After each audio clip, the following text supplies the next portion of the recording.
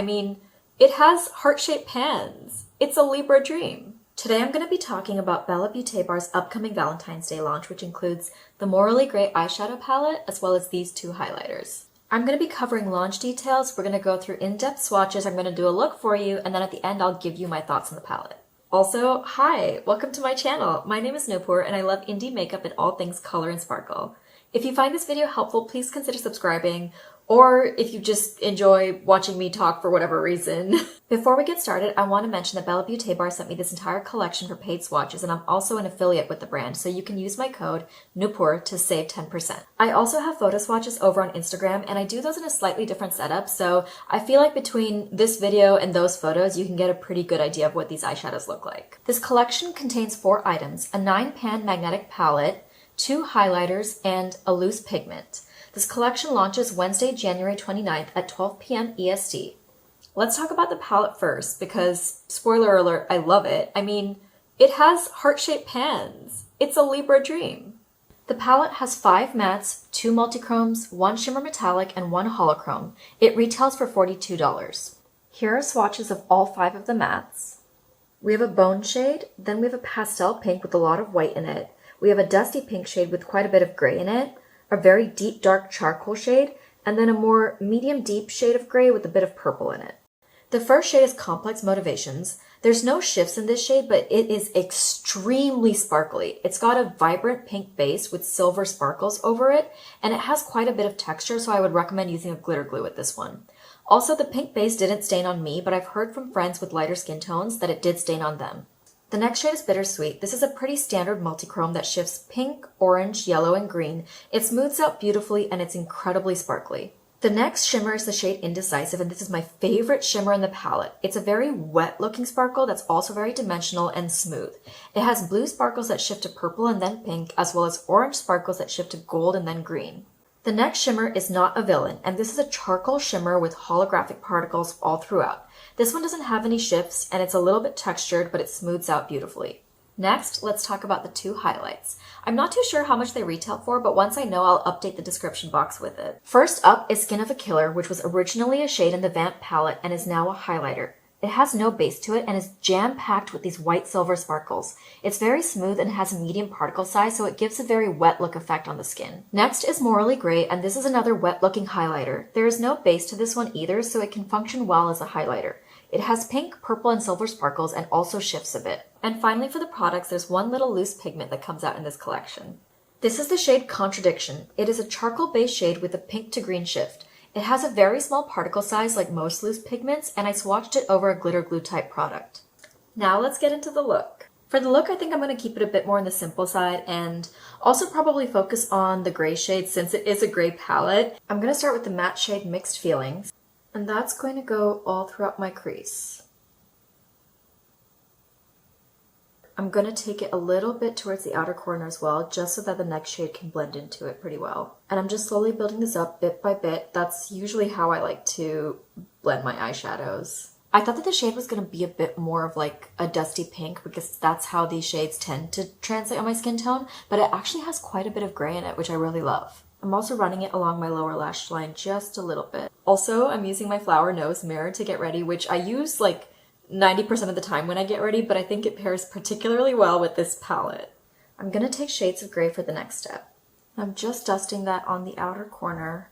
I like to pack it along the outer third of my lid first, and then I start blending it out.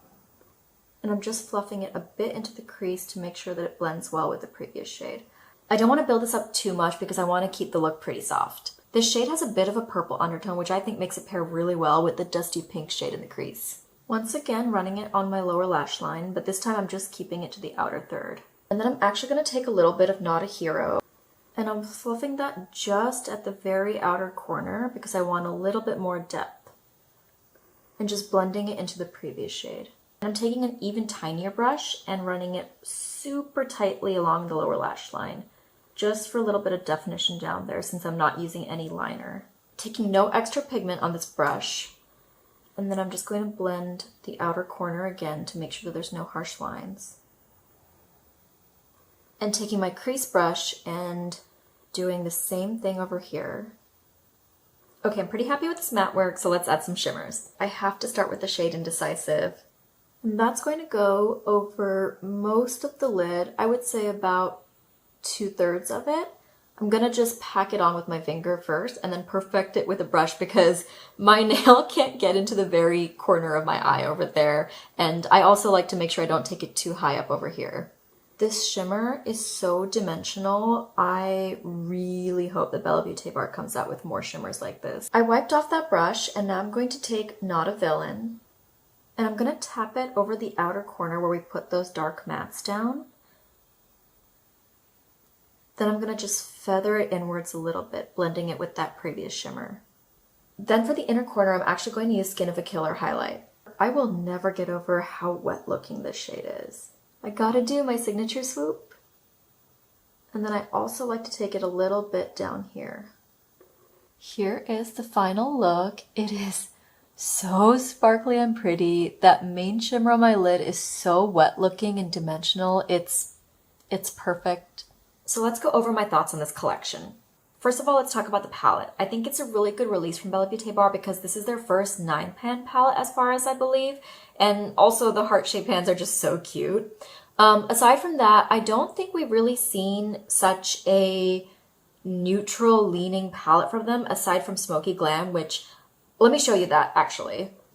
So this is Smoky Glam and this is Morally Grey.